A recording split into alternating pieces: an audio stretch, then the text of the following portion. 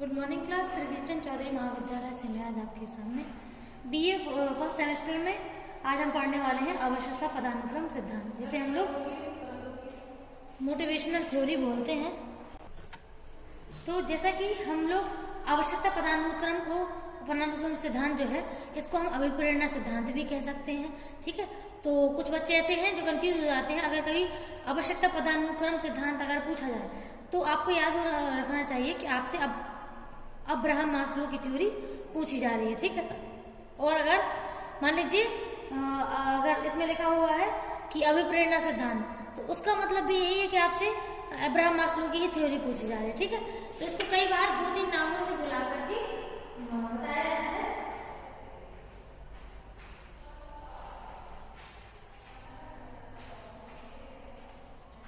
कई बार हम लोग इसे 2 से 3 नामों से ज्यादा हमें बुलाते हैं और एक तरीके से हम फिर कंफ्यूज हो जाते हैं। तो आप लोग कंफ्यूज नहीं होना है, ये आपको पता होना चाहिए कि अगर आवश्यकता पदानुक्रम सिद्धांत, अभिप्रेरणा हो या फिर अब्राहम मास्लो की थ्योरी हो, वो तीनों एक ही चीज पूछते हैं। ठीक है, क्योंकि एक थ्योरी इन्होंने दी है।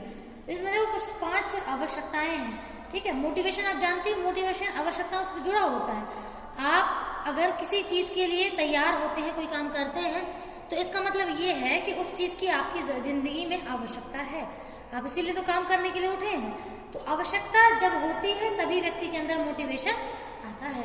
ठीक है, तो ये है। तो इसमें कुछ 5 दी हैं जो पूरे जन्म से लेकर मृत्यु तक, जिनमें से 4 जो है वो जन्म से लेकर मृत्यु तक चलती रहती हैं, और जो 5th है लास्ट है आत्मसिद्धि, वो बहुत ही मतलब कम लोगों में देखी जाती है, सब में नहीं होती है। तो यहाँ पे कुछ 5 पॉइंट है। पहला पॉइंट है, सबसे नीचे से देखिएगा, जन्मजात आवश्यकताएं, जिसको बोलते हैं बायोलॉजिकल नीड। ठीक है, बायोलॉजिकल नीड। ठीक है, तो इसमें क्या बोलते हैं, बायोलॉजिकल नीड का जो अगर हम देखें तो बायोलॉजिकल नीड जो होती हैं, जैसे जन्मजात आवश्यकताएं बोलते हैं। बायोलॉजिकल से आप बायो से समझो कि जो चीजें एक तरीके से आपके शरीर से जुड़ी हैं। किससे जुड़ी है? शरीर से, यानी कि आपकी आंतरिक जो अंग है उनसे जो जुड़ी होती है चीजें, उन्हें हम बायोलॉजिकल नीड कहते हैं या फिर जन्मजात आवश्यकताएं कहते हैं। ठीक है, जन्मजात आवश्यकताएं क्या होती हैं? जो आपके जन्म से ही जुड़ी होती हैं और जिन्हें कोई सिखाता नहीं है। जैसा कि हमने कल आपको प्रकार में बताया था कि आपके जो अभिप्रेरणा है, मोटिवेशन है, वो कितने प्रकार का होता है।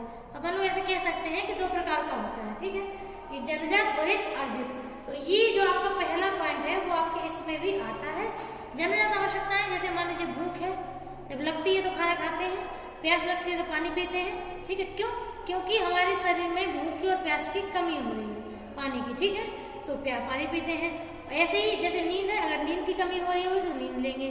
ठीक है, और अगर मान के चलिए क्या बोलते हैं, हाँ, मलमूत्र त्याग करना है, तो ये कमी में नहीं, ये अधिकता में गिने जाते हैं। किसमें? एक्सेस में। ठीक है, तो जो चीजें अधिक हो जाती हैं बॉडी में तो उनको बॉडी से निकालना ही पड़ता है, जैसे कि मलमूत्र। ठीक है, तो ये हमारे क्या है, ये है बायोलॉजिकल नीड्स। यानी कि आप ये बताइए, आप किसी भी इनमें से कोई भी एक नीड को कितने दिन तक पूरा नहीं कर सकते और जी पाएंगे।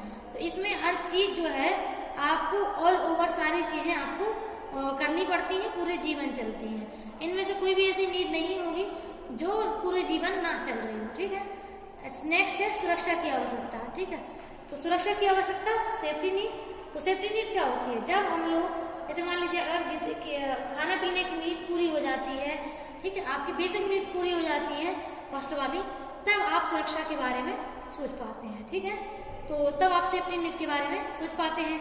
तो सेफ्टी नीड अगर हम बात करें तो कभी भी ऐसे मत सोचना कि जैसे आप सोचो कि ये दोनों साथ साथ तो चलती हैं, जैविक भी यानी जन्मजात भी, जैविक और सुरक्षा की भी। लेकिन सबसे पहले जो जन्मजात ही होती है, उसके बाद होती है सुरक्षा।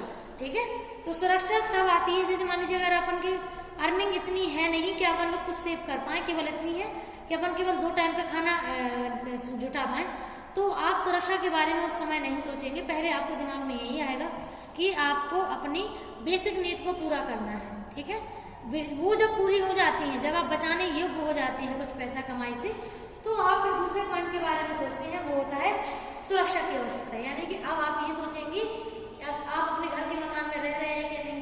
अगर घर का मकान नहीं है तो किराए से भी, मतलब ऐसे कि सीधी सी बात कि हम ठंड, गर्मी, मौसम का बदलाव, जानवरों से बच पाए, इसके लिए हमें सुरक्षा अपनी करनी पड़ती है, तो उसके लिए घर बनाना पड़ता है। ठीक है, अब जब ये 2 नीड लगभग इतनी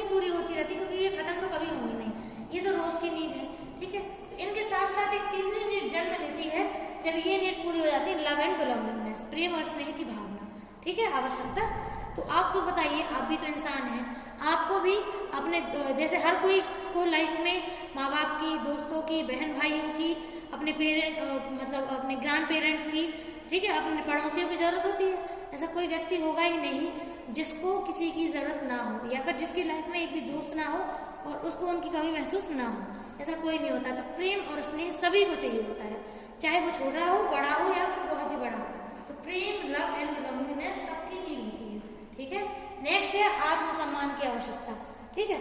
तो आत्मसम्मान की अगर हम बात करें तो अब ये जो पॉइंट है, ये देखो नीचे के 3 पॉइंट तो मोस्ट ऐसा है कि मोस्ट ऑफ द पॉइंट है ये बिल्कुल मतलब साथ चाहिए ही चाहिए होते हैं, ठीक है। लेकिन जो चौथा पॉइंट है आत्मसम्मान, वो हमारे एक तरीके से टीन एज के होने पर स्टार्ट होता है। स्टार्ट तो भी शुरू से भी देख सकते हैं आत्मसम्मान, लेकिन ज़्यादातर अगर पीक टाइम बोले तो ये टीन एज के बाद होता है, ठीक है। तो आत्मसम्मान जो है आपने देखा होगा, जैसे ये बच्चा 18-19 साल का होता है, अगर आप उसको छोटे में 2-4 मार देते थे, लेकिन बड़े में वो 2 थप्पड़ बर्दाश्त नहीं कर पाता है। क्यों? क्योंकि उसे ऐसा लगता है कि अब वो बड़ा हो चुका है और उसे भी आपसे सम्मान की जरूरत है, ठीक है। अगर आप सम्मान नहीं कर सकते हैं तो फिर वो आपसे बात भी नहीं करेगा। तो सेल्फ रिस्पेक्ट ऑब्वियसली सभी लोग अपनी चाहते हैं कि और लोग उनकी रिस्पेक्ट करें, ठीक है। सेल्फ रिस्पेक्ट की नीड हर व्यक्ति को होती है, लेकिन जो नीचे वाले 3 नीड हैं, ये मतलब एक तरीके से मान के चलिए ये तो सबसे ज़्यादा इंपॉर्टेंट है। ये 3 तो जीवन में हर व्यक्ति को चाहिए, और सेल्फ रिस्पेक्ट भी हर कोई चाहता है। लेकिन कभी कभी ऐसा होता है ना बेटा, जैसे मान लीजिए कई लोग सेम जॉब पे हैं, ठीक है, लेकिन कुछ बहुत ही गरीब होते हैं, ठीक है। मान लीजिए एक कंपनी का ओनर है और एक कंपनी का नौकर है, ठीक है, 2 लोग हैं। और मान लीजिए ओनर है कम उम्र का और नौकर है ज़्यादा उम्र का, मतलब एजेड ही मान लो। तो अब आप बताओ कि आत्मसम्मान मतलब सम्मान जो है वो किसको ज़्यादा मिलेगा? दूसरों से जो सम्मान होता है वो किसको ज़्यादा मिलता है? एक तरीके से बॉस को मिलेगा, भले ही वो उम्र में कम है। क्यों? क्योंकि उनके पास जो सोर्स ऑफ अर्निंग है वो ज़्यादा है। तो इससे भी मैटर करता है कि हमें सम्मान कितने लोग कैसा देते हैं। तो उम्र पे ऐसे नहीं बोल सकते हैं, लेकिन अपना खुद की नज़रों में अपना सम्मान एक तरीके से हर कोई चाहता है। अगर कोई गलत काम नहीं करता है तो अपनी रिस्पेक्ट तो हर पर्सन करता है, ठीक है। और लास्ट है आत्मसिद्धि। तो सेल्फ एक्चुअलाइजेशन बेटा एक ऐसा पॉइंट है जो हर किसी की लाइफ में नहीं आता है, ठीक है। सेल्फ रिस्पेक्ट जो है वो ज़्यादातर लोगों की लाइफ में नहीं होता है, ठीक है। तो आत्मसिद्धि जैसे मान लीजिए गांधी जी हैं, विवेकानंद जी हैं, गौतम बुद्ध हैं, ठीक है। तो ये जो महान व्यक्तित्व थे ये जरूर आत्मसिद्धि तक पहुंच गए थे। आत्मसिद्धि को हम सरल शब्दों में ऐसे कह सकते हैं कि जब हम जितने की ज़रूरत है अपने दैनिक जीवन को जीने के लिए, मतलब जैसे मान लीजिए अगर हम 4 रोटी पेट भर रहा है तो 4 रोटी एक समय के लिए हैं अपने पास अवेलेबल, उतने ही की ज़रूरत है और उससे ज़्यादा की उनको नीड नहीं होती है, तो उसे आत्मसिद्धि कहते हैं। मतलब इतनी कि आज तो अपन लोग फैशन के टाइम में कितनी सारी चीज़ें खाने लगे हैं, कितना सारा कुछ, मतलब हर डिज़ाइन का हर फैशन का पीस अपन को चाहिए पहनने के लिए। लेकिन जब अपन लोग इन नीड से ऊपर उठ जाते हैं तो तब सेल्फ एक्चुअलाइजेशन आता है, ठीक है। ऐसे नहीं आ जाता है, इसीलिए सेल्फ एक्चुअलाइजेशन सब में देखने को मिलता भी नहीं है। बहुत ही कम लोगों में सेल्फ एक्चुअलाइजेशन देखने को मिलता है, क्योंकि सेल्फ एक्चुअलाइजेशन में पर्सन जो है वो अपनी हर एक नीड की पूर्ति तो करता है, लेकिन उससे ज़्यादा की इच्छा नहीं रखता है, ठीक है। तो इसमें ये है आपका, अगर कोई डाउट हो तो आप पूछ सकते हैं। बाकी मैं मेरे स्तर से मुझे जो बताना था मैं आपको बता ही चुकी हूँ, और अगर इसमें फिर भी आपको कोई चीज़ समझ में ना आए तो आप पूछ सकते हैं। Thank you.